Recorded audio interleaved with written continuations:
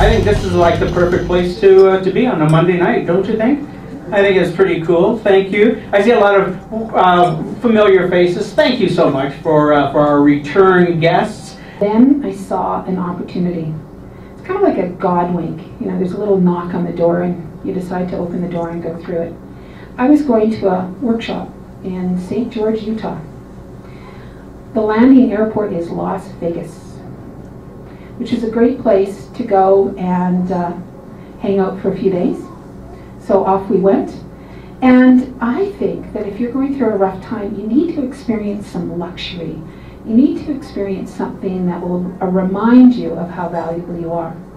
So I managed to get Ken a first class ticket at Aeroplan Points, and that was what they had. And so Ken was sitting in first class.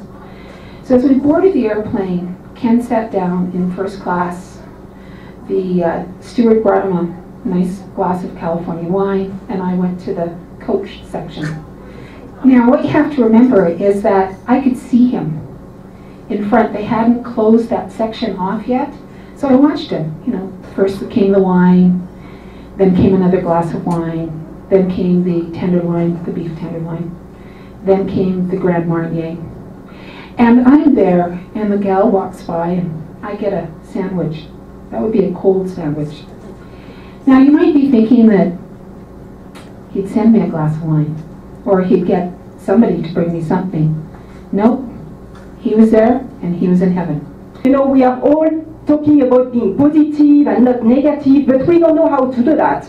And we are not able to do that, in my perspective, because we are most of the time depleted.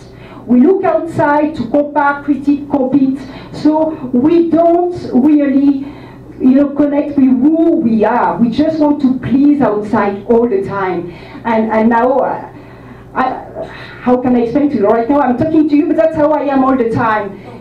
A lot of tingling all inside. It's like all my cells are dancing inside my body. I'm really alive.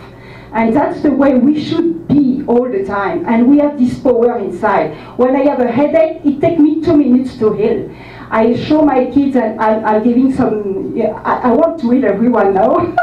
So I show my daughter lately, she had some cramp, and I wanted to convince her. So where your mind goes, chi and blood are one. And so where your mind goes, chi goes. And it took me 2 minutes to make one of my hands growing. So she saw that with my mind, I was able to bring the blood inside my hand. So that's how we create illnesses, and that's how we heal ourselves. It's just to believe in us and love yourself very deeply. And it took about 6 months being gluten-free.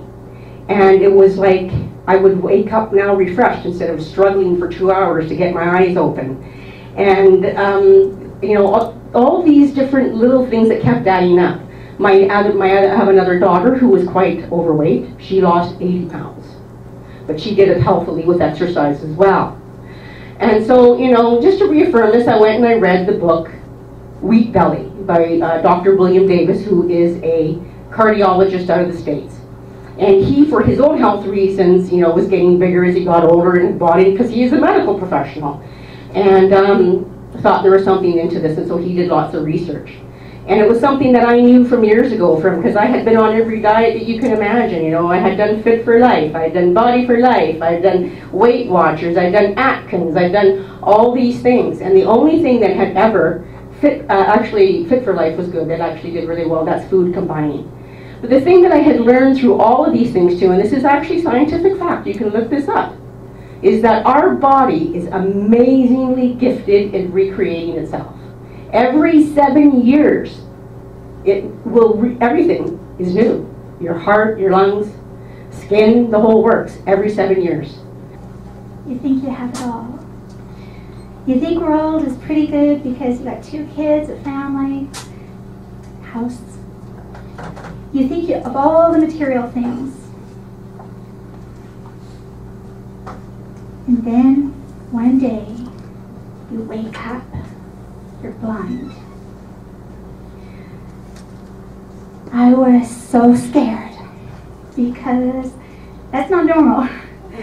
So I went to the phone and I said, "Doctor, we have a problem here." He says, "Yeah, what's the problem?" I said, "I'm blind." Not a problem. What do you mean, being blind is not a problem? I'm blind. Did you hear that? And the doctor said again, that's not a problem. You're on this new medicine, right? Mm-hmm. We told you you were critically ill, right? Mm-hmm. Well, that's a side effect of the medicine. What? You didn't tell me being blind was a side effect. Well, it's better than being dead, isn't it? Yeah, I guess so. So in high school, I decided that I wanted to work on a lot of these things, so I went to therapy to try and improve on these. And one thing they taught me was this idea on how to walk heel-toe. Now, for me to walk heel-toe, at every step I take, I need to tell myself to lift up my toes so I don't trip over them. They taught me how to straighten out my back. They told me to look in the mirror and work on my posture. They told me to get my head on straight. And for my speech, they told me to slow down and over-articulate my words. So I was working on all these things in high school, and here I am with this witty sense of humor, and I'm walking down a hallway, and I see a girl walking down a hallway that I like, and thinking, okay, Cory, here she comes, walk heel-toe, straighten out your back, get your head on straight, look at her in the eyes and go, hello, how are you doing today? Now that's the true meaning of multitasking. Everybody has a story, and we really feel that there's somebody out there who needs to hear the story.